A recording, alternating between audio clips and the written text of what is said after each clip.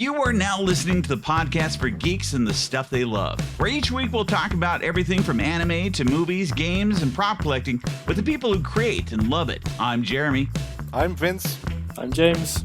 And this is your Geek Fix. So it happens that, this channel, we do get, I know we've talked recently about the fact that I'll get offers, sometimes even spam offers that are not real. For collaborating, doing different things, and we have been open to that. I had actually had a few offers to spam. Yeah, if you can send me a really good note. Although I'm actually about to release another video about because there's text scammers now, and I decided to scam a text scammer. And it's hilarious. Yeah, what happened. But anyway, it got that. Check out James Veach. He's a British comedian that is absolutely brilliant with the whole scammers. And there was this Mark Robert collab as well, didn't they? That they could have bombed he's done several of them, actually. Yeah. Well, and then who are the two other people that he also collaborates with that are also like they're hacker, scammer, catchers. Scam baiter and stuff like that. Those are all great to watch. But yeah, I mean, I like receiving real things, real emails from people that are interested in what we do or that respond to something we've done. And over this past couple of months, actually, 2 years ago, we did I guess I did. It was just before we started doing the podcast. I was doing a live stream and was just talking to, some of our viewers about Fanhome and mentioned it. And then literally it was the next day I got an email from Fanhome saying, because I said, I'm kind of interested. These are the 2 models I would do if I could, but I'm just not sure about this thing and stuff like that. But if they reached out to me or whatever, and they did. I don't know how they knew. I don't know whatever else, but they did reach out to me, and over the past 2 years, I've done a collaboration with them, and it was something that I was actually interested in. It's something that I actually support. It's something that it's been fun to do. The thing about it though is, and this is where I want you guys' feedback too, is I mean, like right now, I'm looking at Fanhome boxes. There are 6 stacked over there. I am now done with all but the final box for both models. Okay. So we're down to the final box, which, by the way, if you've been watching the videos recently, if you're one of the people who watches the Fanhome builds, you might have noticed and commented even that I keep saying this is box this out of 25. It turns out it's not 25 boxes. It's 26 boxes. Box number 26 has just 2. Because remember, box 1 only comes with 2 things too on all of these models. And so in the final 2, though, that final box is usually there's one magazine that is like, here's the final thing to do, and then turn it on, and here's how to operate it. And then there's one usually on how to tweak it so that it's a little stiffer or it does things a little bit better. But like at the same time, or something. Yeah. I mean, by the time this comes out, actually, even I might have released the final video. I don't know. But don't they also do, like, if you pay extra a month, you get a display case for it or something? Actually, that's just plain old part of it. The only thing that is, if you sign up at a certain time, sometimes you get a free gift. So, like, for Iron Man, for example, they had a head, an 1/4 scale head that was a Bluetooth speaker that lit up. And then with, but all of them come with like multiple gifts. They all come with something like the Iron Man has 2 stands, actually. There's one that's kind of a simple stand, and then there's another one that's the actual gantry that lights up. Nice. It's this big, by the way. I had to put it up in my bed, up in the bedroom, because it's too big to fit on anything. Get your wife out. Put it on a table. What's that? Yeah. Kick your wife out. I just put it on the bed, and then she can sleep next to him. Sorry, it's Iron Man. But no, it's about this big around. So if you're thinking, I'll put that on a nice little stand or something, probably not. It's the only place I could think to fit it would be maybe the floor. And with how tall it stands, it is like, I'm gonna see this. I mean, it is to scale, about this tall. It's huge. Wow. Yeah. And it's all metal on the outside. That one is. The R2 is also good size. And I will say too, he's really heavy. But the thing about these builds though is when I started, Eagle Moss was still around. And people would say, I wouldn't go with this one. I'd go with Eagle Moss because, they have these other models that I'm interested in. And Eagle Moss went away. Yeah, boy, were they left wrong. a lot of the people in the lurch too. Some people that did the Ecto 1, you might have seen, there was companies or individuals that even started releasing. We had one of our episodes that we just did was about, fan-made things and stuff. There's basically fans who wanted to help other people to get theirs done. So they started manufacturing parts so they could do the last couple of issues because they never got released. And thankfully, those are detailed parts most often. Most of them, but some of them were parts of the. I know the parts that were missing was one of the. I don't know what they're called. My model's up there, but the green the gas tanks. Tubes that are on the side. The tanks on the side. That was one of the parts, and another part was part of the ladder. I think it was mostly the stuff from the top. Yeah, the top rack. But anyway, but at the same time, Eagle Moss, the big concern always is, what happens if I get way into this and then the company goes away because this is part building. Yeah, we talked about that on a previous podcast. Yeah. I mean, but the upside was Fanhome did take it over, and they're doing those. And so the option was Fanhome recently. I've been in communication with them about doing. Because originally I was like, yeah, I want it. I mean, if I could get an Ecto 1 or if I could get the DeLorean, I'll do it. I thought to myself, but at the same time, I'm kind of keep in mind. And if you go through and you watch, I mean, I put out some pretty high quality things. I edit them and stuff like that. These are all half-hour videos for every single, box that comes out. So 26 boxes times 2, times 30 minutes of just, that's the edited version, and so, I mean, the investment of time is more than what I think I would be spending if I did it just in cash, in all honesty. Okay, fair enough, yeah. But, I mean, knowing that, if you guys had the opportunity, which honestly, I'm trying to get you the opportunity. I've sent out emails because every country has different distributors, but they also have different PR people. It's PR people that aren't tied to the company. The company hires third-party people that then reach out. And so, so, I mean, if you had the opportunity to build one of these, as long as you made videos about every box or every stage, would you do it? Before you answer, I will say there is somebody, if you want to see somebody that does nothing but this, World of Wayne is a great channel. He gets, I think some of them are things that he probably gets like I did with these, but I think he also purchases a lot of models. And so that's all he does. He builds stages of models, on his show. He also does a nice thing. But then you got a workflow and keep on going. I mean, and if that's your thing and that's what you do, if that's what your channel's about, maybe that's not so bad. But I mean, it is, I've loved actually doing the process. I've loved, sometimes people are like, well, this video was only 2 parts and it took you like 10 minutes. Yeah, it did when I edited it. You don't know how the R2 one particularly. There are things about both kits. The Iron Man one thing I liked about it is that when they send you screws, they only send you the screws that you need for that stage. And so, once you get the parts together and stuff, like you don't need to hold on to screws and things. With R2, you got to hold on to screws. Sometimes they send you screws when you don't even need them. And then later on, you're supposed to have them.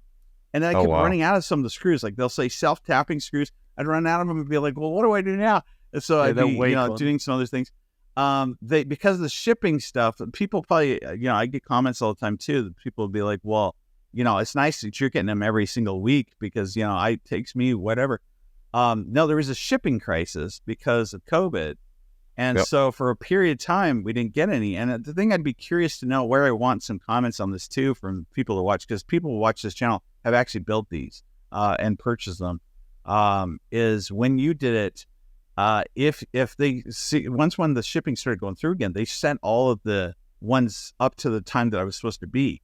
So suddenly you get 4. Well, that means you're also suddenly paying for 4 all at once. I think that's how it worked. I don't think they charged them and then waited and then shipped it later. So I mean, there's that kind of thing. But because of that too, I then got behind, and then it was like, yeah, I can pretty much, as I'm putting them out, I'm really only getting them once a month for each model. But on the flip side, because I'm behind, when I go to release them, it looks like they're coming out every week. It didn't happen that way. It has been 2 years. And then there's parts that you don't receive, so you have to call, but they've been good every single time I've gotten the part within that week, and not because I'm doing this video and stuff. I do it the way that everyone would do it. So it's worked out for me, but and I'm at the end, so I can actually say, okay, I've got it all, so no worries. But I mean, like, would you, if you two had the opportunity, and I'm asking you this authentically too, as far as whether or not I should continue to try and push for it, would you want to make videos and do it? Like, if you could get your Ecto 1, what scale is it even? I don't even know. 1/6? It's not quite 1/6. I wish it was 1/6. That's cool. The size of the one that's put out by what's company is that? There is one though. That's $6,000, by the way. It's like the price of an actual car, but it's also cute. It's like bigger than my table. That thing is put awesome. Put your kid in it and have it drive away. Yeah, pretty much. And it has so many little working parts. That one. If I could get that one, sure. Yeah. This one I think is about this big. It's still huge. Yeah, it's. I think I'd certainly do it. Would you do it? Is there one that you do over? Like, is there a model that you'd be more interested in than other ones? Well, I was just looking at the life of Brian, because he has the Back to the Future DeLorean, and I was just checking this out because, like, having a DeLorean, even if it's like model scale, is got to be so incredible. The stand that one comes with, so there's a stand, and then the thing that they don't tell you is there's also a background kind of thing that looks like the sign from the property. What was the name of where his trailer home would eventually be? Where he hid the DeLorean behind it, the sign. The sign in the movie. Lion Acres. Yeah, that's it. So they have the sign that you can put the DeLorean in front of. I sent you guys a picture of my Playmobil DeLorean that I bought recently. I'll put it on the video too then. But it's pretty cheap and pretty fun. But Playmobil has been knocking it out of the park with good licensed cars. Oh yeah. Well, that's the one where it comes with you have the little box with the plutonium, plutonium in it and stuff. But I looked at that at Walmart. But I bought it secondhand, and the guy had also the advent calendar, and it has a whole papercraft city hall, which you can build with the wire and the lightning and everything. That's pretty cool. Yeah, they do a Ghostbuster car too. I have that one in my Ghostbusters display, and the other one's going up there. The DeLorean's going up there. Yeah. They put out some, and they sell it at Walmart here. So I mean, it's pretty accessible. Like, you just go down the street and pick it up. But I would you do it, James. huh? Yeah. Oh, okay. I think I would. Yeah, I would I'll do an keep Ecto pushing 1 for it. Yeah. Honestly, the price isn't bad. I mean, when you consider, it is the price that I would personally, if it was me, what I would expect in the end for it to be. Like, the 2 models I did equate to about $1,500. Well, no, the Iron Man I think was 12 something. But for the size of it, what it's made of, and everything else, comparing it to Hot Toys and things like that, and their 1/4 scale, this is bigger than 1/4 scale. But just makes for sense. the R2, I mean, the R2 definitely was good value. Yeah, I mean, I'm building a 1/1 scale one, but just the fact that it has a projector and sound, and the detail inside is insane. Yeah.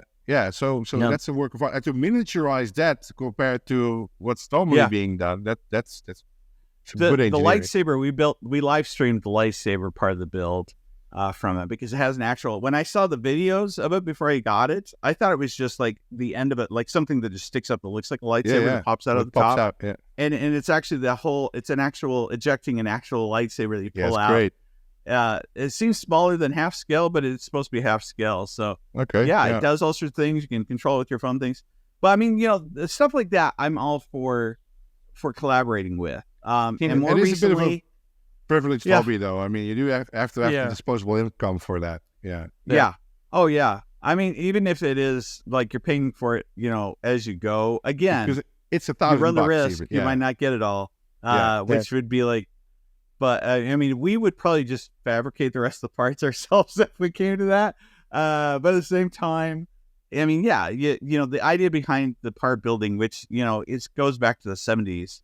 Like I said before, I remember going to the comic book store and seeing these part build things. It was always stapled, a bag stapled to a magazine that had parts in it. Here in Europe, the De Agostini brand is big. And they started, I believe Eagle Malls and Fanhome and all kind of derived from that, or are working with them. That's what they still are. It's still all De Agostini. Yeah. But the best one would be the Millennium Falcon. If you ever saw that. That was their insane model. Yeah.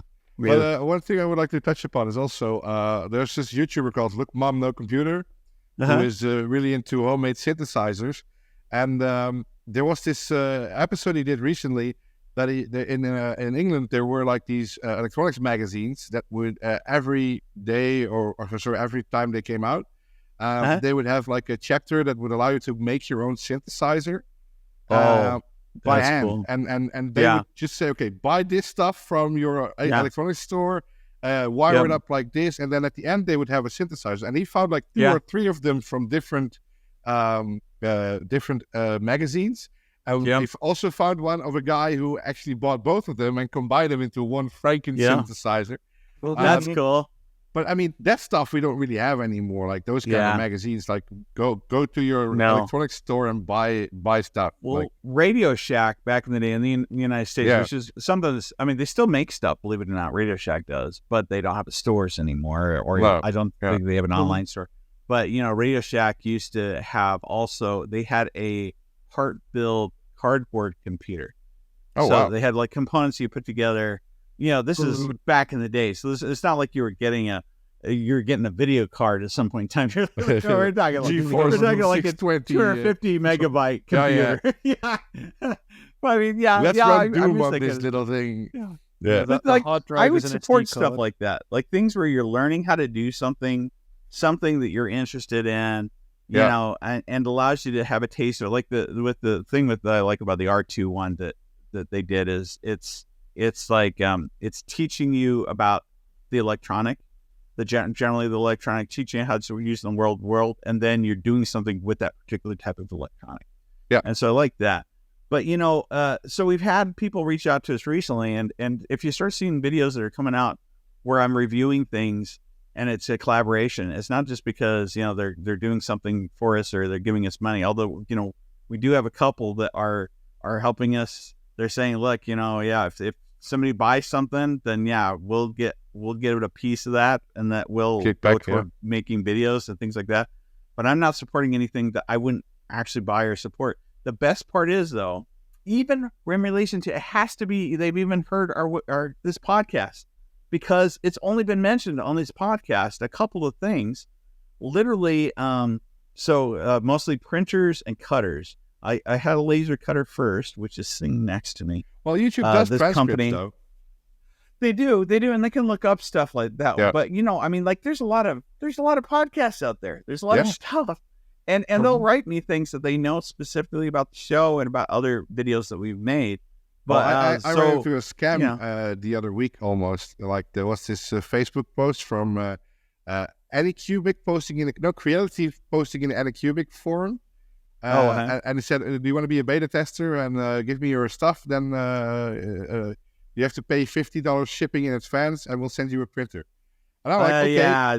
Yeah. So I wasn't paying attention. I was just sitting in the car going, okay, free printer, nice. No. But I did have the presence of mind of saying, okay, send it from the official Anycubic email address. That's what I recommended in our scam. So I got an email address saying anycubicofficial1@gmail.com with a screenshot of my chat, and I'm like, I don't trust it. So now I got to tell you though. Here's the thing, though. Here's the story. So there's a big company. This is a big company that makes the laser cutter that I'm literally today. I'm going to film the video on it. It got this giant box sitting next to me. So when they first reached out to me, they said the thing that caught my eye, and the thing that part of the reason why I'm interested in these is, of the 3 groups that responded, all of them were responding to, you said this.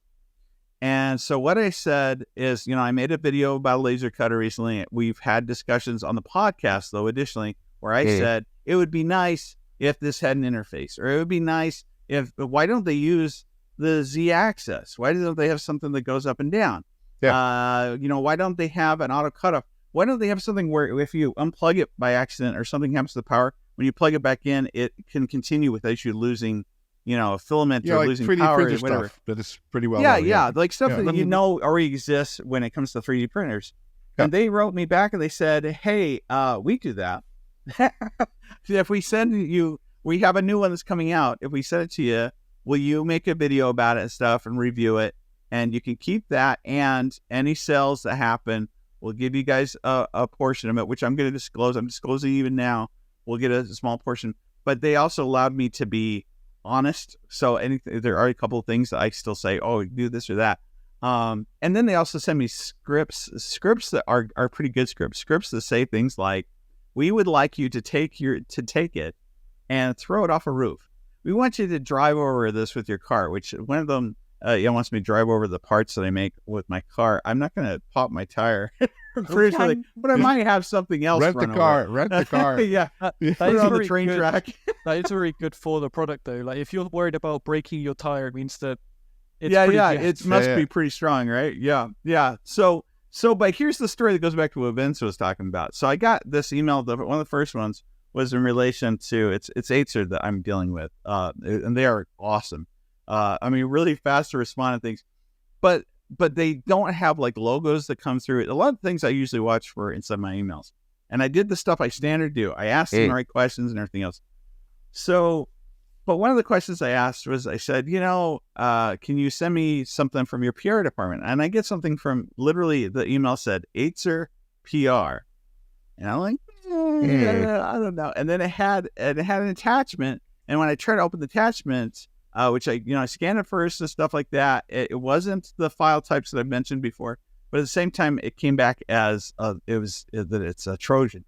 Oh, wow. So I'm like, oh, okay. So I wrote them, and luckily I didn't go off too much, because all I said was just something along the lines of, I received the file. It's this. Was that intentional?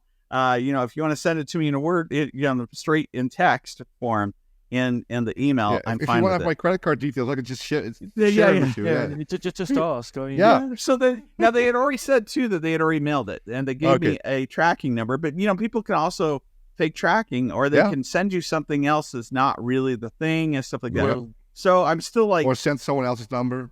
Yeah, and and he did send me another email that had it just in text form. These are the points we want you to cover and things like that. But I was like, I don't know.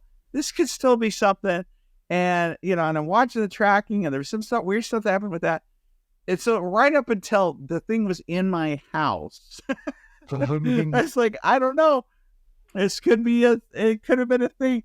So nope, I actually got it sitting right here next to me. It's huge. And I'm gonna break it open and full of cats. Yeah. It's saffron gas. I don't know. But at the same time, so if you see where we're collaborating and stuff, I thought I'd better bring it up though, because the truth is we have a standard here. I want to support companies that are doing things that make stuff more accessible. I love the fact that in the last couple of years, I think I mentioned this before, my son has a 3D printer that I got for just a little over $100 on Amazon that blows away the 3D printer I bought a few years before for like $850 or over $1,000. I can't even remember now. And so, things are becoming bigger, better, faster. The laser cutters, the thing I mentioned in some of my video is, the idea of using a diode laser, people would have made fun of me for doing a diode laser before now, because they weren't very powerful. Yeah. They couldn't do anything. Yeah. Now you can cut and do things with them that you can't even do, with the other laser types. So finally, we have Darth Vader smoked ham. Yeah. I didn't do a ham cutting and ham engraving thing And I found out multiple people have done it, so I was like, I won't put that in you there. told me about it. That's why I thought about it. I was like, yeah. I was like, oh, this will be funny, but no, it was too standard, and also I was worried. It does, and it melts onto your. You put this on top of a honeycomb, and it was like melting onto the honeycomb. It's a barbecue now. Yeah, very localized barbecue. Oh yeah. If you have something, I mean, honestly, if there's a company that's out there that wants to, collaborate with us and stuff, I've had a lot of collaborations I've turned down. I had a couple. There was one. I sent it to you, Vinz, or you, James, the one about the thing for. There's like a stand for keyboard. Yeah. It's like, I don't know how I'm going to make a whole video about a stand for a keyboard, and it's a real thing. But at the same time, I mean, like, there's several things that have come out, or there's people that have tried to sell us on stuff that I don't support, or that I wouldn't buy, or that, whatever. If it's a tool or it's something that, we're interested in, or helps you to access things better. Yeah. There's already enough people making content about useless stuff anyways. I mean. Oh, yeah. And it would be a bit of an insult to our audience if we all of a sudden go like, this is the thingamajig that I really like. Yeah, I turned down money. When it came to Fanhome, they offered to pay me for every single video that I made, and I turned it down so I could be honest about it and stuff. But I mean, and Temu never gave me an offer, but I just made a video about them that's funny. Oh yeah, but, Temu earned a lot of money because of you, but I couldn't use your affiliate link. Yeah, I bought too much stuff from them to the point that I had to uninstall it, because they're also brutal in sending you text messages every single day. Yeah. Trying to convince you to do something. I bought the world's smallest violin from them just for the memes. Oh yeah, I saw that. Yeah. It's downstairs. You got the lightsabers and stuff. Yeah, the lightsabers are great value. Yeah. There's some stuff that's great. It's just not that I don't have a problem with the site itself. It's just I didn't want to keep losing money. And so I bought these actuators for the dancing toaster on Temu. Did you really? Yeah. I bought them on Amazon, and they were like super expensive. These were only like $2 and are exactly the same. No kidding. Nice. Yeah. I could use that for the, one of the things that we did this month too, that I also want to plug again, for including to you guys. We made a extendable and retractable lightsaber.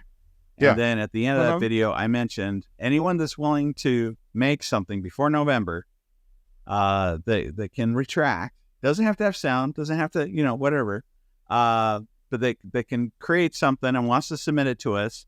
The three of us will check it out. We'll interview you. And we're giving away, $100 gift card. So you keep your lightsaber, plus you get the gift card, plus you get promotion. It's just fun to do. Who doesn't want a lightsaber? I've taken mine apart so I could film the video, because I didn't have the early shots. So I took it apart multiple times to be able to get back to the access. But I mean, it's not hard to do. So be aware that that's also something that's out there. So if you've been thinking about it, check out that video. I have more information in that video about how to submit it. But we'd love to see that, or anything else that you have. Or if you want to send us something, if you want to collaborate with us and you got some kind of product that you're thinking is something that you feel like geeks need or want, then we'd be happy to review and see if it's something that we'd be willing to do. So, anyway. If you've enjoyed this podcast and want more, stay tuned for that, but also check out our channel, join the community on YouTube that goes by the same name, your Geek Fix. Be sure to check out Vinz on Twitter at massivedmg_ and on his YouTube channel, massivedmg. Check out James at Mr. Malto4 on Instagram and the Replica Prop Forum. We also want to hear from you, so be sure to send your questions, stories, and other projects to yourgeekfix@gmail.com. In the meantime, this has been your Geek Fix.